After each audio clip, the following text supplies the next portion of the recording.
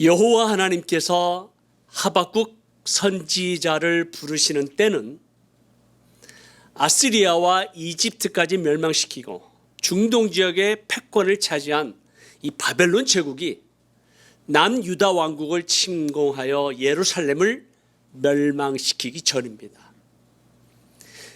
이스라엘 민족의 미래가 불확실한 위기, 두려움과 공포가 밀려오고 있습니다. 유다 민족이 여호와 하나님을 대적하고 지도자들의 타락, 사회의 부정, 부패, 하나님의 법도를 무시하고 사회 정의가 땅에 떨어지고 무지한 사람들이 죽임을 당하고 불의와 죄악이 득세하고 의인이 멸시를 당하고 폭력과 탐욕과 불의가 가득한 사회의 모습을 한탄하는 하박국 선지자는 하나님을 향하여 어찌하여 이런 일이 일어날 수 있습니까? 왜 침묵하십니까? 어느 때까지 기다려야 합니까? 어떻게 악인이 더 잘 살고 성공할 수 있습니까? 이방 나라 바벨론을 들어서 하나님의 선택한 민족을 벌하고 심판하실 수 있습니까? 질문하고 있습니다. 하박국 1장 2절에서 4절, 여호와여 내가 부르짖어도 주께서 듣지 아니하시니 어느 때까지리까?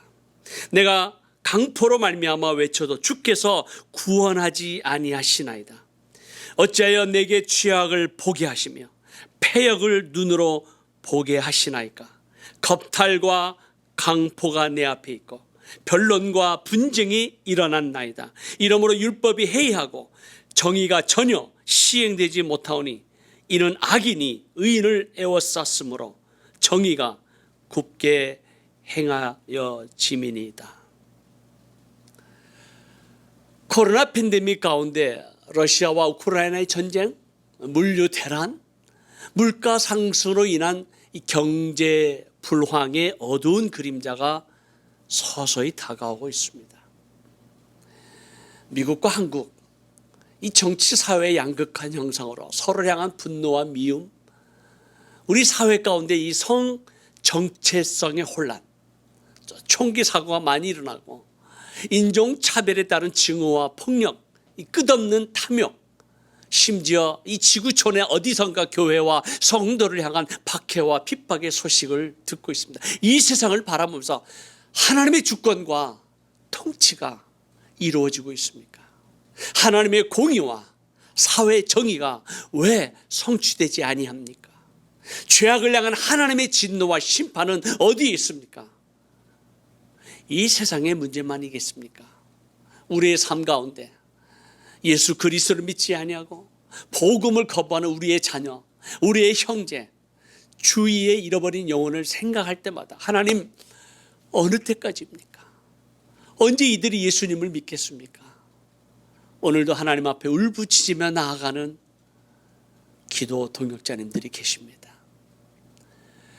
우리가 매주 목요일 연합 기도회에서 터키와 이슬람권 선교를 위해서 현지 사역자와 무슬림 미전도 종족을 위해서 열방을 위해서 가깝게는 가정과 자녀를 위해서 중보 기도하고 있지만 계속 반복되는 기도 제목을 올려드릴 때마다 그리고 쉬지 않고 계속 기도하고 있지만 아직까지 응답을 받지 못할 때 우리는 하나님을 향하여 하나님 어느 때까지니까?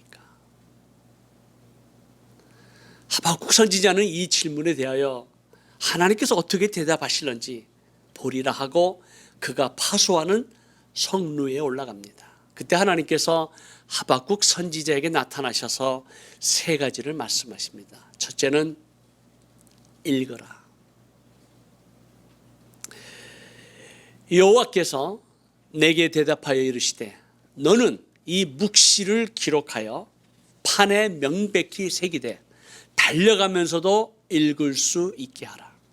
이 묵시는 정한 때가 있나니 그 종말이 속히 이르겠고 결코 거짓되이 아니하리라. 비록 더딜지라도 기다리라. 지체되지 않고 반드시 응하리라.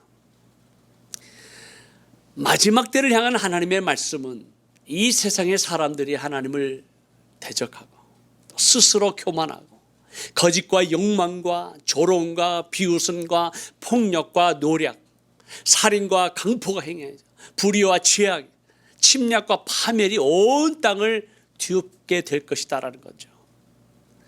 그러나 결국 하나님의 진노와 세상의 심판 반드시 임한다는 것입니다. 혹시 더딜지라도 하나님의 예언의 말씀 반드시 성취될 것이다. 따라서 마지막 때 온 열방과 모든 민족을 향한 하나님의 뜻과 계획이 반드시 이루어지기 때문에 이 긴박한 상황 속에서라도 우리가 그 상황을 맞이할 때마다 달려가면서도 그의 말씀을 읽으라 명령하고 있습니다. 우리는 미디어와 인터넷을 통해 수많은 세상의 소식과 정보를 읽고 듣고 있습니다.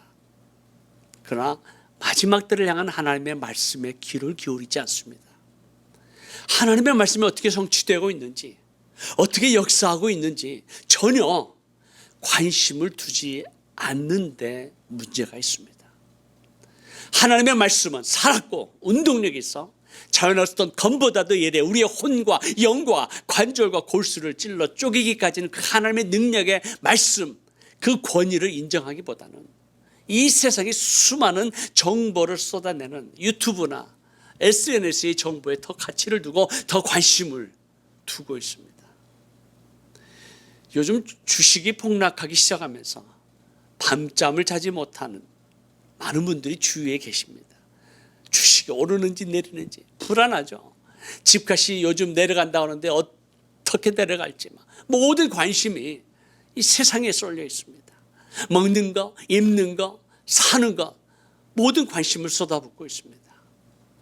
세상이 흔들리고 불안할수록 우리는 하나님의 말씀으로 다시 돌아가야 합니다. 둘째는 잠잠하라. 오직 여호와는 그 성전에 계시니 온 땅은 그 앞에서 잠잠할지니라. 우리는 이 세상을 바라보면서 왜라는 질문을 종종 합니다. 하나님의 뜻과 계획이 우리의 생각하는 대로 바라는 대로 이루어져야 한다라고 우리가 착각하죠. 그래서 우리의 생각과 뜻대로 되지 않을 때, 우리의 원하는 방향대로 이루어지지 않을 때, 그때 하나님 앞에서 잠잠하라는 것입니다. 일본 작가인 엔도 슈사쿠가 침묵이라는 작품이 있습니다. 이 작품은 17세기 일본 막부 정권에서 이 기독교인에게 배교를 강요하는 역사적 배경으로 지은 소설입니다. 최근에 사일런스라는 영화로 만들어졌습니다. 예수의 성화를 밟는 자는 살려주고 밟지 않는 자는 죽임을 당하는 이 배교와 순교의 갈림길에서 왜 하나님은 침묵하시는가? 소설의 주인공인 이 가톨릭 신부는 예수의 성화를 밟지 않고 순교의 길을 걸어간 성도들을 향해서 왜 하나님은 침묵하시는가 질문하면서 그는 결국 성화를 밟고 배교를 선택합니다. 과연 신앙이란 무엇인가? 하나님은 사랑이신가? 하나님은 살아계시는가? 이 고통과 절망의 순간에 어디 계시는가? 하나님은 왜 침묵하시는가? 12 제자들처럼 비겁하게 도망갈 것인가? 베드로처럼 예수를 부인할 것인가? 유다처럼 배신할 것인가? 나의 고통과 신음소리에도 침묵하시는 하나님은 과연 살아계시는가? 시편 기자 역시 여호와여 어찌하여 멀리 서시며 어찌하여 환난 때에 숨으시나이까? 여호와여 어느 때까지이니까? 나를 영영히 잊으시나이까? 주의 얼굴을 나에게서 언제까지 숨기시겠나이까? 시편 21편 1절에 내 하나님이여 내 하나님이여 어찌 나를 버리셨나이까? 어찌 나를 멀리하여 돕지 아니하옵시며 내 신음하는 소리를 듣지 아니하시나이까? 호소합니다.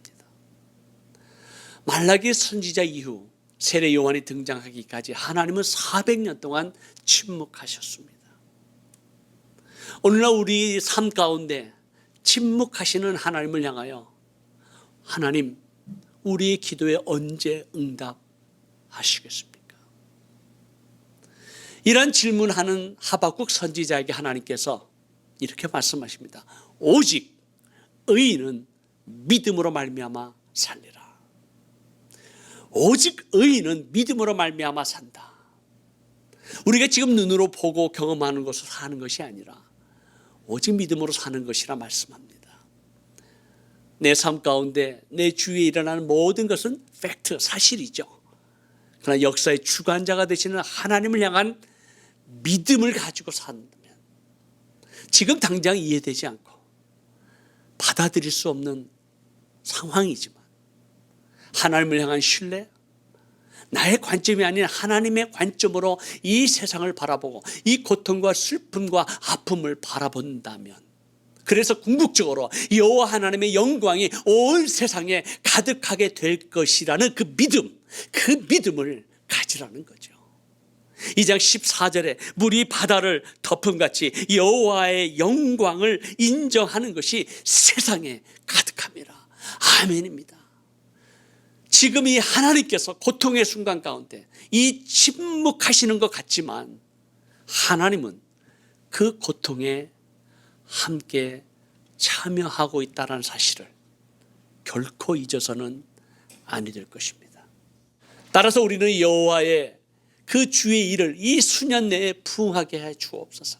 이 수년 내에 나타내 시옵소서. 진노 중에서라도 긍휼을 잊지 마옵소서. 믿음으로 선포하고 기대하고 기다려야 합니다. 셋째는 기뻐하라는 것입니다. 하박국 선지자는 여호와 하나님과의 만남을 통해 그의 영광을 드러내시고 그의 찬송을 온 세상에 가득하게 하실 것이라는, 그래서 산과 땅이 진동하게 될 것이고 구원의 역사를 이루실 것이고 하나님의 큰 능력과 역사가 일어나게 될 것이라고 하는 것을 확신하게 됩니다. 그래서 그런 고백하죠. 비록 무화과 나무가 무성하지 못하며 포도나무에 열매가 없으며 감람나무에 소출이 없으며 밭에 먹을 것이 없으며 우리의 양이 없으며 외양간에 소가 없을지라도 나는 여호와로 말미암아 즐거워하며 나의 구원의 하나님으로 말미암아 기뻐하리로다. 아멘입니다. 그래서 주 여호와는 나의 힘이시라. 나의 발을 사슴과 같게 하시나니 나를 나의 높은 곳으로 다니게 하시리로다 고백합니다. 사랑하는 기도 동역자님, 마지막 때를 맞이해서 우리의 관심, 우리의 포커스를 여호와 하나님의 말씀에 두고 그 말씀을 읽고 마음에 새기고 묵상하고 잠잠하고 기뻐해야 합니다. 우리의 믿고 따르는 여호와 하나님, 오늘도 살아 역사하시고 우리의 기도를 들으시고 그의 뜻과 목적을 위해서 반드시 이루시겠다는, 우리의 기도를 들으시고 하나님의 때에 하나님의 방법으로 역사하시리라는, 그래서 온 세상에 하나님의 영광으로 덮여질 것이라고 하는 그 믿음으로 선포하시고 기도하시는 오늘 이 밤이 되기를 간절히 축복합니다. 기도하겠습니다. 하나님 아버지, 감사합니다. 온 열방과 민족 가운데 영광과 찬송과 존귀를 받으시기에 합당하신 여호와 하나님을 찬양합니다. 비록 우리의 삶 가운데 하나님 침묵하시는 것 같고 때로는 이 세상을 바라보면서 하나님의 공의가, 사회 정의가 어디에 있는가 안타까워할 때가 많지만은, 그러나 하나님은 이 고통 중에서도 함께 참여하시고 역사를 주관하시는 여호와 하나님이심을 우리가 믿습니다. 오직 의인은 믿음으로 말미암아 살리라.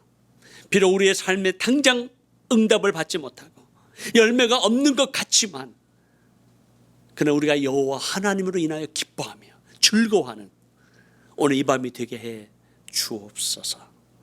우리 구주 예수 그리스도의 이름으로 간절히 기도하옵나이다.